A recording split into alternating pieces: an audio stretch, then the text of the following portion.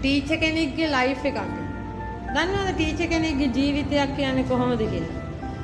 ගොඩක් අය හිතනවානේ ටීචර් කෙනෙක් කිව්වම සාරි අඳින්න ආසයි, ටීචර් කෙනෙක් කිව්වම ළමයි තරවඩු කරන්න ආසයි, ටීචර් කෙනෙක් කිව්වම හෑන්ඩ් බෑග් එකක් දාගෙන කුඩයක් අරගෙන යන්න ආසයි, ටීචර් කෙනෙක් කිව්වම හැමෝටම ඇඩ්වයිස් කරනවා, ටීචර් කෙනෙක් කිව්වම හැමෝගෙම වැරදි හොයනවා. ටීචර් කෙනෙක්ගේ ජීවිතේ තමයි පුතේ ටීචර් කෙනෙක්ගේ සතුට තියෙන්නේ ස්ටුඩන්ට් කෙනෙක්ගේ ජයග්‍රහණ. හරිද? හැම ටීචර් කෙනෙක්ම තමන්ගේ ස්ටුඩන්ට් කෙනෙක් වෙනුවෙන් පැය ගාණක් කැප කරනවා. පැය ගාණක් කැප කරනවා.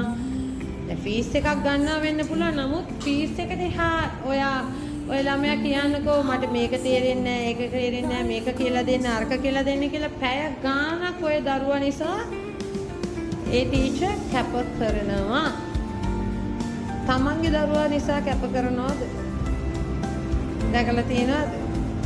කිසිම ටීචර් කෙනෙක් තමන්ගේ දරුවන්ට ඒ වටිනා කාලය දෙනවා දැකලා තියෙද? පිට ළමයෙකුට පැය 3ක් දෙනවා.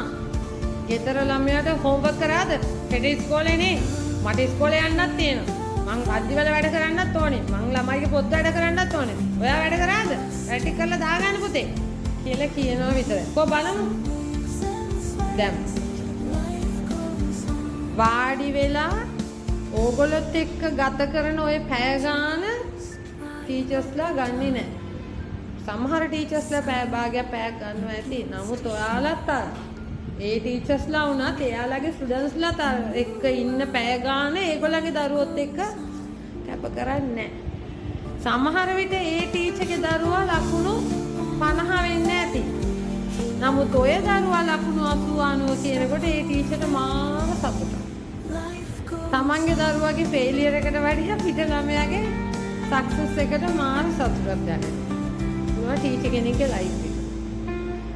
තමන්ගේ දරුවන්ට වඩා අනිත් දරුවන්ව පෝෂණය කරන්න, අනිත් දරුවන්ව දියුණු කරන්න අධ්‍යාපන මට්ටමේ ඒ දරුවා වෙනුවෙන් කාලය කැප කරනවා වැඩි. අපේ ගෙදරත් ඔක කරනවා. සොහෙල්ට මම ඉගෙනුවද? සැර කරලා ඉගෙනුවද? මෙතන වෙන ළමයෙක් විදාගෙන කියලා මම මොනවද කරන්නේ? දැකලා තියෙනවනේ? නෝක තමයි වෙනස. නෝක තමයි වෙනස. අපේ කියලා එනකොට වටිනාකමක්. ඔයාලට අපි දෙන කාලේ අපි එයාලට දෙන්නේ නැහැ. පවුනේ අපේ ළමයි. ඉතින් අපි ඔයාලා වෙනුවෙන් මේ වැය කරන කාලේ ප්‍රයෝජනවත් විදිහට ඕගොල්ලෝ යූස් කරගත්තා.